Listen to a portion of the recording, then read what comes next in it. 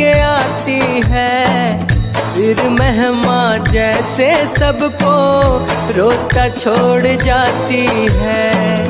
फिर महिमा जैसे सबको रोता छोड़ जाती है। फिर महिमा जैसे सबको रोता छोड़ जाती है।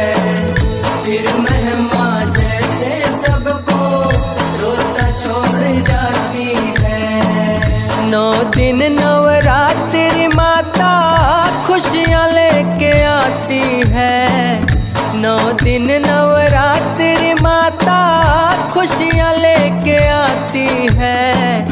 फिर महिमा जैसे सबको रोता छोड़ जाती है। आसन डोलन लागे हो माया मोर, आसन डोलन लागे हो माया।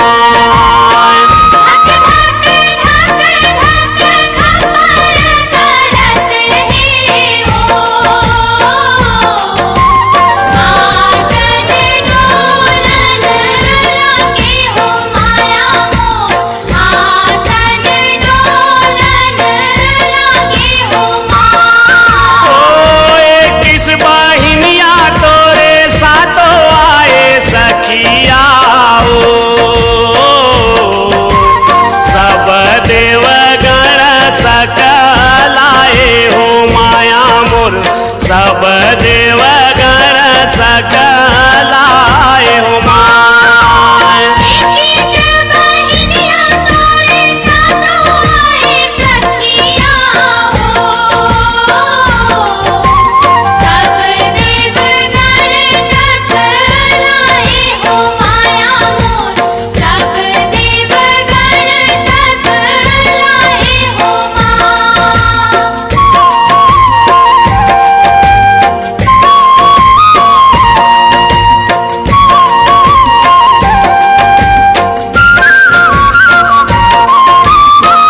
पग पग पग पग घुंघरू बाजत है ओ,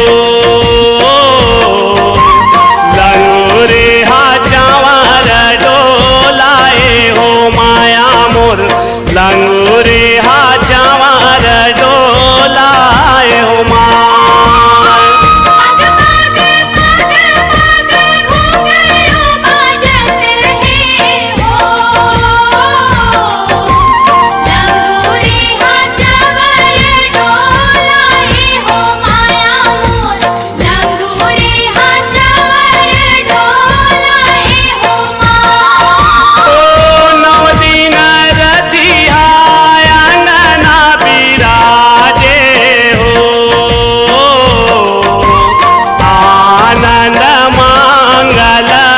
छाए हो माया मोर,